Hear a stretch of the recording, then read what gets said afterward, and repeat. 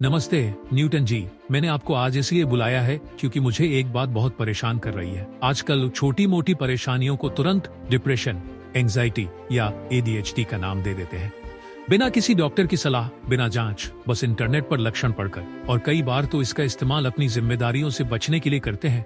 क्या आपने भी ऐसा कुछ देखा है? बिल्कुल आइंस्टाइन जी, ये एक गंभीर समस्या है। मानसिक बीमारियां वास्तविक है और जो लोग इनसे जूझ रहे हैं उनकी तकलीफ को कम नहीं आंकना चाहिए। लेकिन जब लोग आलस्य, टालमटोल या अपनी कमजोरियों को मानसिक बीमारी का नाम देकर ढकने की कोशिश करते हैं, तो ये उन लोगों के लिए अन्याय है जो वाकई में बीमार है।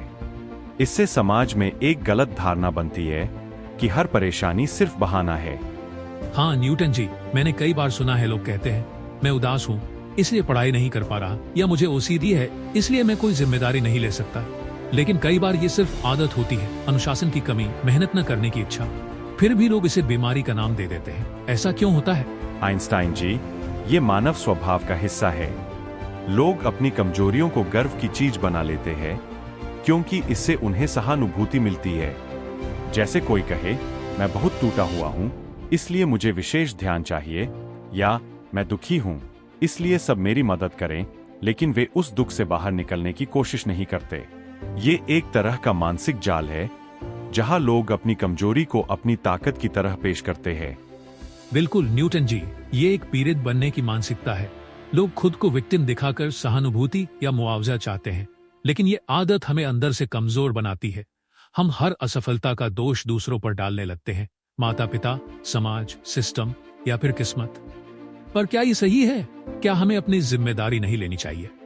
आपने सही कहा आइंस्टाइन जी, लेकिन इतिहास हमें कुछ और सिखाता है। महान लोग कभी पीड़ित नहीं बनते। जैसे महाभारत में कर्ण, मृत्यु के समय भी उन्होंने अपनी गरिमा बनाए रखी। जब उनकी रथ का पहिया कीचड़ में फंस गया और वे मृत्यु के करीब थे, तब भी उन्होंने एक भिखारी को दान दिया। अपनी अंतिम सांस तक उन्होंने हार नहीं मानी। ये है असली ताकत। हाँ न्यूटन जी, और मुझे याद आती है वो कविता इनविक्टस। उसमें लिखा है, मैं अपनी किस्मत का मालिक हूँ, मैं अपनी आत्मा का कप्तान हूँ। ये पंक्तियां हमें सिखाती हैं कि चाहे परिस्थितियां कितनी भी मुश्किल हों, हमारी आत्मा अजेय है। हमें पीड़ित बनने की जगह योद्धा बनना है। सही कहा आइंस्टाइन जी। अगर कोई वास्तव में मानसिक बीमारी से जूझ रहा है तो उसे सही इलाज चाहिए, डॉक्टर, थेरेपी, ध्यान और शायद आध्यात्मिक मार्गदर्शन। लेकिन अगर कोई सिर्फ टालमटोल या डर की वजह से जिम्मेदारी से भाग रहा है, तो उसे खुद से ईमानदारी बरतनी होगी। अपनी कमजोरियों को बहाना बनाना बंद करना होगा।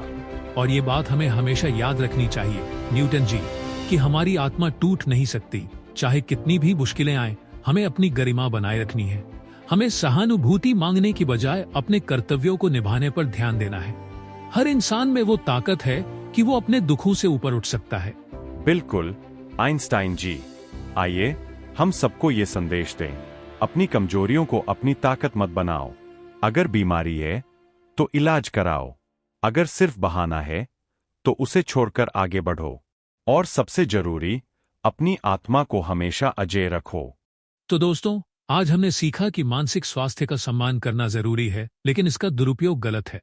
आइए हम पीड़ित बनने की जगह अपनी जिम्मेदारियों को गले लगाएं। आइए हम वो बने जो इनविक्टस की आत्मा को जीते हैं, अजेय, मजबूत और अपनी किस्मत के मालिक।